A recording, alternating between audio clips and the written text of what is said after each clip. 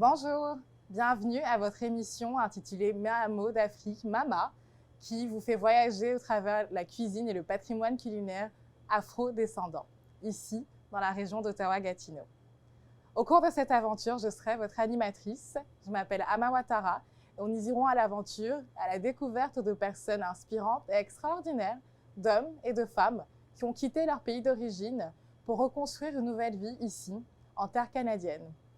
Leur parcours est jalonné de défis, mais leur patrimoine et la richesse culinaire et culturelle qu'ils apportent est inestimable.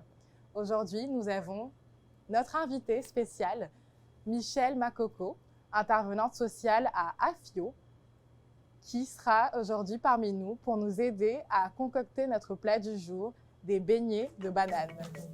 Et avant ça, une petite pause.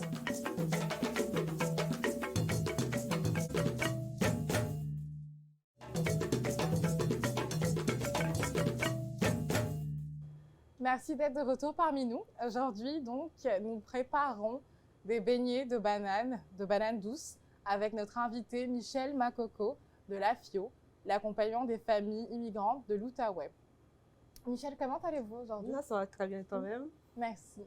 Moi, je suis contente de découvrir cette recette parce que la première fois que je suis arrivée au Canada, on m'a énormément parlé des beignets, des beignes.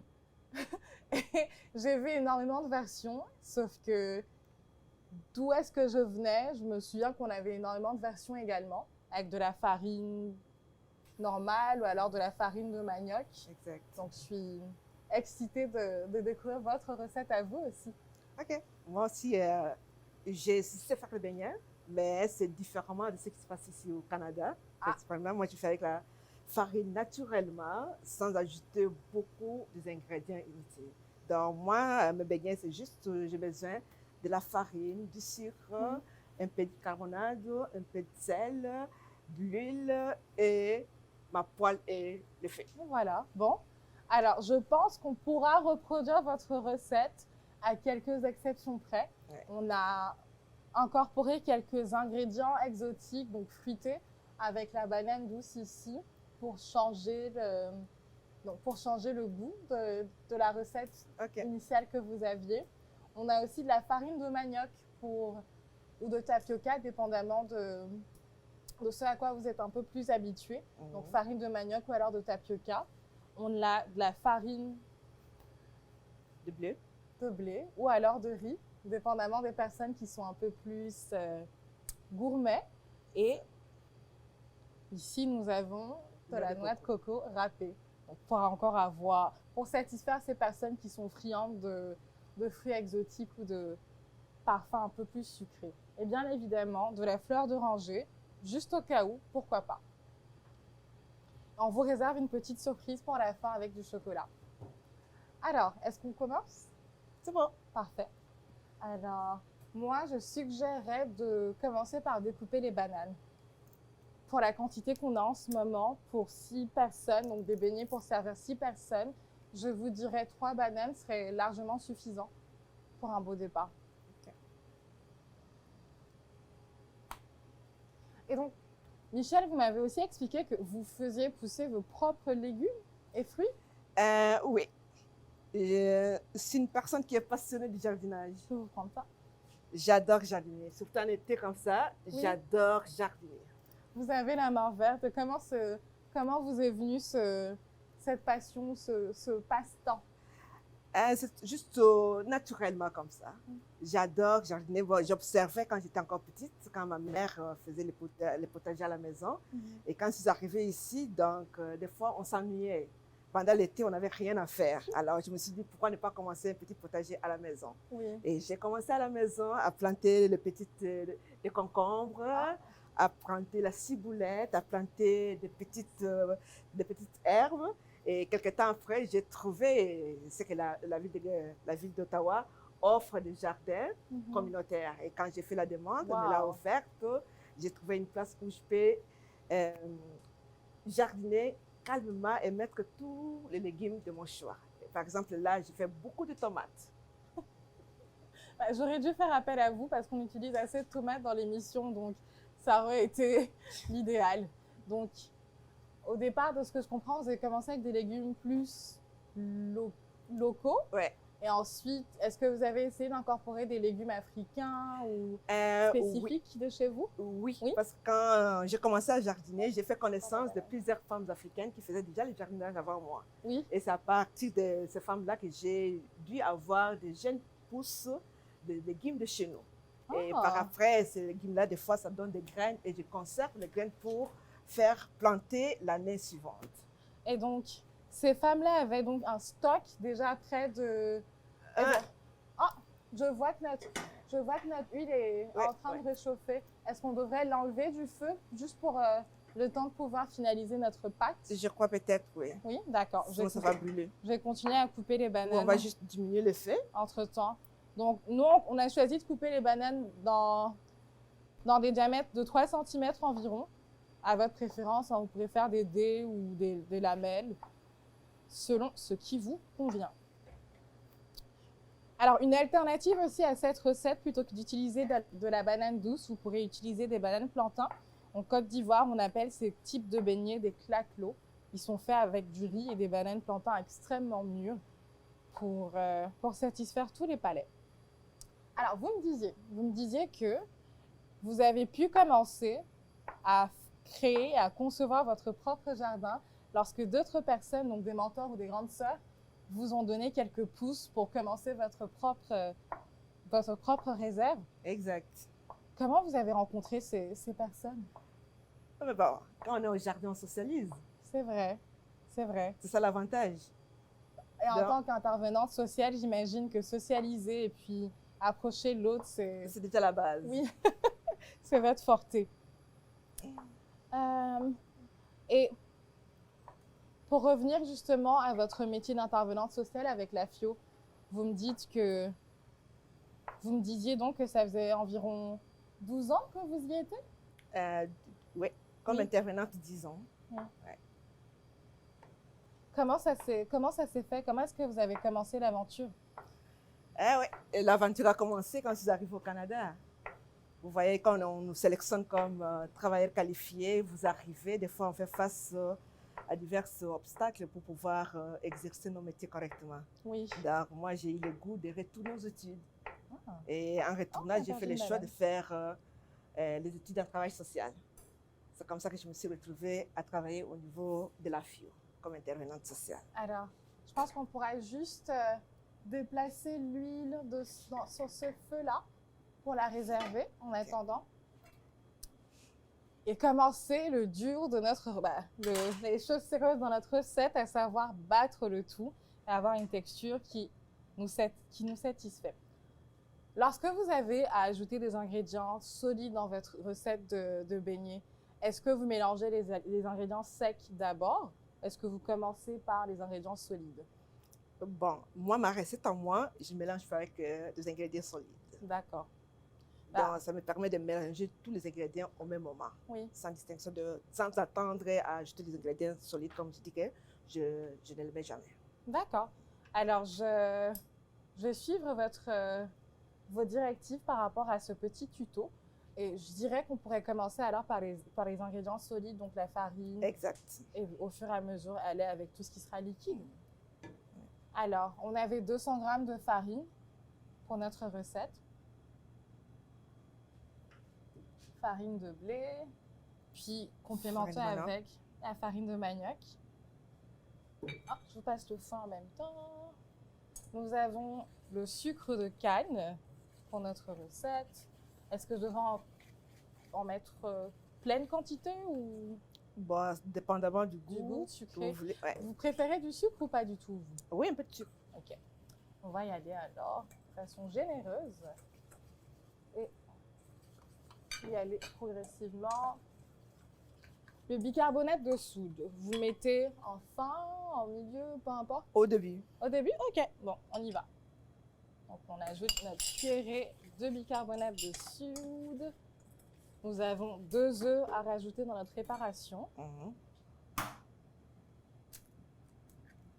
Faites attention à ne pas avoir de coquilles d'œufs dans votre pâte. Ça m'est déjà arrivé. C'est pas très agréable, je vous l'assure. la noix de coco. On sera vraiment gâtés parce qu'on aura et de la noix de coco et des bananes. Ce sera des beignets assez copieux quand même. Alors, je vais saupoudrer avec la noix de coco. Donc, 3 cuillerées de noix de coco. Je pense que pour le moment, ça passe. On pourra aviser au fur et à mesure. Oh, il nous faut du lait. Exact. Je vais le chercher dans le frigo. Alors, vous pourrez donc prendre 30 centilitres de lait au fur et à mesure.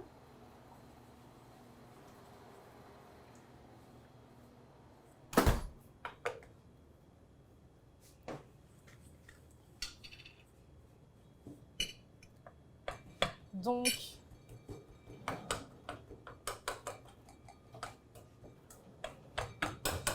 avec votre verre mesureur, vous me dites stop. Ah non, on perd du lait. C'est correct? Oui, c'est bon.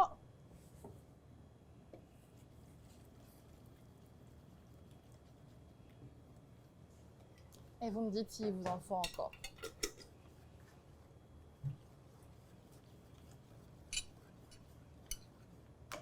Moi, je vais continuer avec. Si vous étiez en cuisine avec nous, vous allez sentir toute l'odeur de la banane qui humecte partout en ce moment. Très agréable. Hormis si vous n'aimez pas la banane. Ouh. J'aime déjà la texture que la pâte commence à avoir. Je vais essayer de voir si on ne pourrait pas trouver un autre fouet. Oh! J'ai trouvé. J'ai aussi un plus petit fouet pour nous aider à ne pas avoir de gruau et avoir une pâte assez homogène. Est-ce que vous en sortez, Michel? Ça va. Moi, je trouve que vous faites un travail excellent jusqu'à présent. Et si vous nous suivez toujours et si vous êtes en train de reproduire cette recette en même temps que nous, j'espère que tout se passe bien dans votre cuisine. Et je prépare notre assiette de bananes que nous allons renverser dans la préparation éventuellement lorsque Michel me donnera son signal. Entre-temps, je remets notre poêle au feu.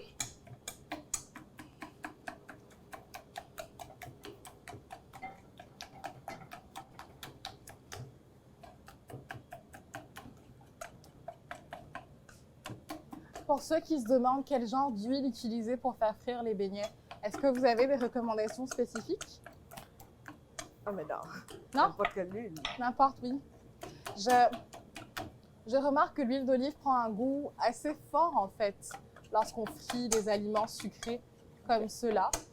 Personnellement, j'utilise généralement l'huile végétale, mais vous avez raison.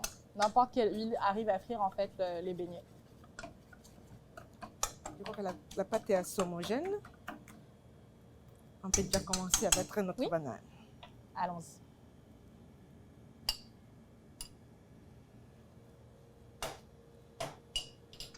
Est-ce qu'on devrait en mettre plus? Tu as écrasé? Oui, allez-y. On aura l'effet onctueux de la banane qui ira avec la pâte.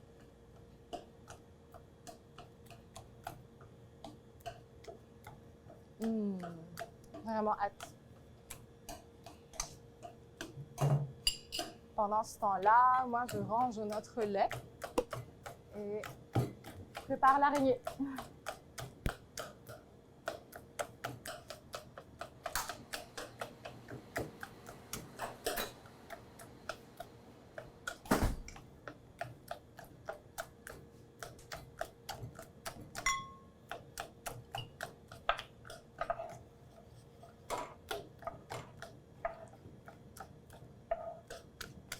Ouh, vous avez vraiment le coup de fouet qu'il faut pour éliminer tous les gruaux.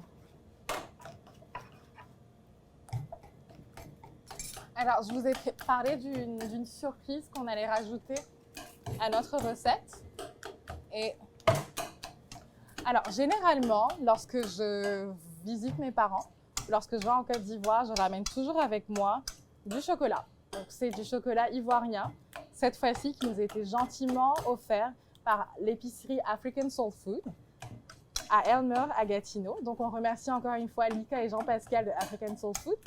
Et j'ai bien hâte de tester aujourd'hui avec nos beignets le chocolat fondu au bain-marie. On peut y aller? Voilà. Oui, allons-y.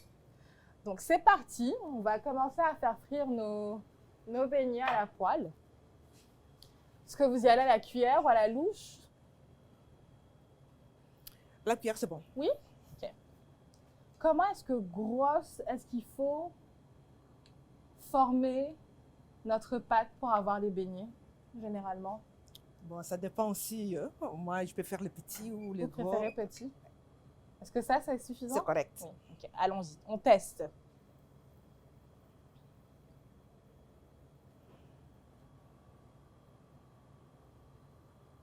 C'est correct. Yeah! Nos petits beignets, ou beignes, dépendamment de comment vous le prononcez, sont en train de frire. J'ai vraiment hâte de pouvoir les goûter, Michel. Moi également. Alors, mesdames, messieurs, Michel et moi allons continuer à faire frire tous nos beignets, à faire fondre notre chocolat au bain-marie, et on vous donne rendez-vous après la pause. Merci et à tout de suite.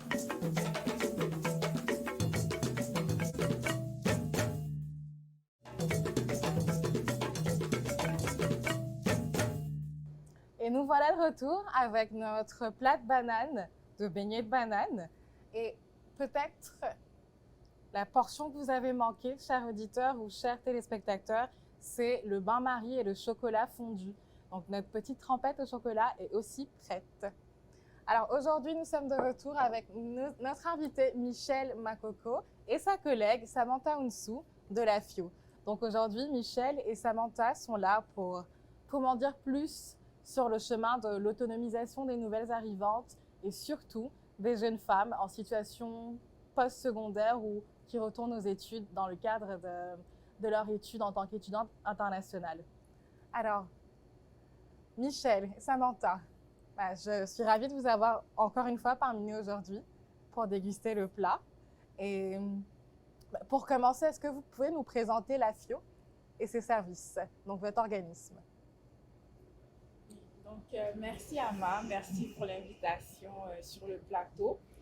Donc, la FIO, pour ceux qui ne le connaissent pas, c'est l'accompagnement des femmes immigrantes de l'Outaouais. Donc, nous sommes ici en tant que représentants de la FIO. Donc, c'est un organisme dont la mission est de favoriser la pleine intégration des femmes immigrantes donc, dans la région de l'Outaouais. Et donc, on se veut un peu être comme la grande sœur donc, de la femme immigrante et de sa famille, c'est important de le préciser, donc qui arrivent donc, dans une nouvelle région et qui n'ont pas de repères. Donc, on leur tient un peu la main pour leur montrer les réalités du système, puis pour leur donner l'information et le soutien aussi, surtout, dont ils ont besoin pour s'intégrer pleinement au Québec. Donc, ça va vraiment sur tous les points, depuis l'intégration, la recherche du logement, jusqu'à la gouvernance et le leadership, donc pour celles qui sont rendues à une étape de leur courbe d'intégration, qui veulent ou elles veulent vraiment pleinement s'intégrer, entreprendre, rejoindre des conseils d'administration, etc. C'est fantastique, je vois que vous êtes vraiment, vous fournissez un accompagnement complet de ce que je comprends. Oui. Et par rapport à vos initiatives, est-ce que certaines initiatives méritent d'être partagées en ce moment, particulièrement avec nos téléspectateurs aujourd'hui? Je vais laisser ma collègue répondre à cette question parce qu'elle est plus sur le terrain, donc en tant qu'intervenante sociale. Okay. Merci beaucoup, Ama, pour la question. Donc, je vais dire qu'il y a plein d'initiatives au niveau de la FIO. Donc, premièrement, nous, quand la personne arrive, une personne immigrante qui arrive, comme a dit ma collègue, on la tient à la main. La première des choses, c'est informer la personne. Donc, situer la personne qui elle est par rapport à son statut d'immigration. C'est quoi les droits qui sont en ligne avec son statut? Parce que la base, c'est l'information. Oui. La plupart des personnes qui arrivent n'ont pas la bonne information. Et puis, au Canada, ce qui est vrai, il y a plusieurs statuts d'immigration. Tous vont se dire résidents permanents, mais il y a des particularités. Alors, il y a des droits qui sont en ligne avec chaque statut. Alors, si la personne arrive et qu'elle n'a pas la bonne information, elle risque de se retrouver avec la désinformation. Alors, si on n'a pas la bonne information à la base, sache que le chemin est déjà détourné. Alors, nous, quand la personne arrive, premièrement, moi personnellement, dès que je vois la date d'arrivée de la personne immigrante, je commence par la séance qu'on appelle première démarche d'installation. Donc, c'est cette base qui permet à la personne de savoir d'abord qui suis-je au Canada, au Québec, c'est quoi les documents que je devrais avoir en main avant de commencer mon entrée dans les services. Donc, nous, on commence par là. Donc, à partir de là, on continue avec les personnes, on évalue les besoins des personnes pour voir qu'est-ce qu'on peut répondre par rapport aux préoccupations de la personne qui vient d'arriver nouvellement au Québec et au Canada. Donc, nous, on commence par là. Et la suite, comme j'ai dit, on fait des évaluations par rapport aux différentes questions, par rapport aux besoins de la personne. On peut orienter vers les services qui peuvent répondre clairement aux préoccupations de la personne nouvellement arrivée au Québec, au Canada. Merci pour ce partage. J'ai aussi cru comprendre que vous aviez un service d'interprétation, donc en différentes langues dont vous avez les ressources et la capacité de pouvoir accompagner différentes nationalités, origines de femmes. Exact. Donc, ce service vient d'être lancé il n'y a pas longtemps, c'était le 28 juin, si je ne me trompe pas, qu'on a fait le lancement de la banque d'interprètes de la FIO. Donc, ça, c'est aussi un autre avantage pour toutes les personnes qui désirent avoir de l'information sur le Québec, sur le Canada et pour assurer un peu le processus d'intégration dans la nouvelle société que nous tous, on a choisi de venir vivre. Donc, une autre chose très importante, dans mon équipe de travail, presque toutes les intervenantes parlent au moins plus de 2-3 langues. Wow. Ça, c'est un grand avantage pour mon équipe de travail. Donc, vous avez une équipe qui est riche culturellement, polyglotte des fois. Exact. Et vous avez aussi des initiatives qui sont très novatrices. Vous avez conçu une banque de données pour favoriser finalement l'intégration de ces nouvelles personnes, ces nouvelles femmes, ces nouvelles familles. Et entre-temps, moi, j'étais curieuse de savoir les défis que vous rencontrez dans votre travail de tous les jours, soit sur le terrain ou dans le volet communication et diffusion de vos initiatives. Bon, les défis, ça ne manque jamais. Parce que premièrement, on est un organisme communautaire. On est subventionné par le ministère de l'Immigration. Alors, on a un certain cible de personnes vers qui nous devrions intervenir. Alors, des fois, il y a des personnes qui nous arrivent. Je prends juste un exemple qui m'arrive là, personnellement. Les personnes qui arrivent avec un visa visiteur. OK? Ils arrivent parce qu'ils ont entendu que je peux rester au Canada. Je peux travailler au Canada. Je peux faire ceci au Canada. Mais en réalité, leur statut ne les permet pas. Malgré qu'il y a eu la politique d'intérêt pour les visiteurs. Mais on va dire, oui, les visiteurs ont le droit de travailler au Canada. Mais il faut avoir l'offre de travail avec l'étude du marché. À ce moment-là, vous pouvez faire la demande d'un permis de travail. Mais par contre, quand les personnes arrivent chez nous, madame, on nous a dit que non, vous pouvez nous aider à faire la demande du permis de travail. Oui, nous, on le fait. Mais on ne peut pas le faire sans avoir les informations de l'employeur. Donc, c'est à ce moment-là, les personnes sont un peu perplexes, ne savent plus croire à l'immigration ou croire aux services que nous, on donne. L'autre exemple, c'est par exemple les étudiants internationaux qui arrivent. Oui. Souvent, ils ont de la désinformation. Il y a des personnes qui arrivent, des filles, des jeunes filles, malheureusement, qui arrivent enceintes. Ouais. Donc, le droit pour avoir le visa d'études, c'était l'admission à l'université ou au collège. Mais la personne arrive enceinte. Une fois arrivée enceinte ici, les frais d'accouchement sera sur le dos de l'étudiante. Par exemple, la garderie, la personne, chez nous au Québec, la personne ne pourra pas avoir une garderie subventionnée. Parce que pour avoir la garderie subventionnée, vous devez être résidente permanente ou citoyenne canadienne. Alors, vous arrivez, la raison de votre visa au Canada, ce sont des études. Vous vous retrouvez avec un enfant, un bébé, un accouchement à payer. Donc, tout ça, les fois, les personnes se retrouvent chez nous et nous, on est limité à pouvoir aider correctement ces personnes-là. Bon, alors, c'est un peu Vous faites un travail extraordinaire, en fait. S'il vous plaît. Merci beaucoup. Allez-y, prenez-en autant que vous voulez. J'imagine l'effort émotionnel et empathique que vous donnez à vos clients, à la clientèle, justement. Et moi aussi, je vais y aller, finalement, goûter nos petits beignets de banane et tremper. C'est très bon en passant. Ah, ouh, je suis contente. Délicieux. Sympa. Puis j'aimerais, je ne sais pas si je peux, est-ce que je peux rajouter quelque chose. J'aimerais rajouter aussi que, en tout cas, je vais un peu me faire l'avocate donc de la FIO. Je pense que je suis ici pour ça. On a quand même beaucoup de services qu'on offre qui peuvent vraiment aider les femmes immigrantes. Donc, je pense qu'on ne le dira pas assez parce que beaucoup ne savent pas vraiment ce qu'on offre comme service. Je pense que c'est vraiment le moment ou l'opportunité de le dire.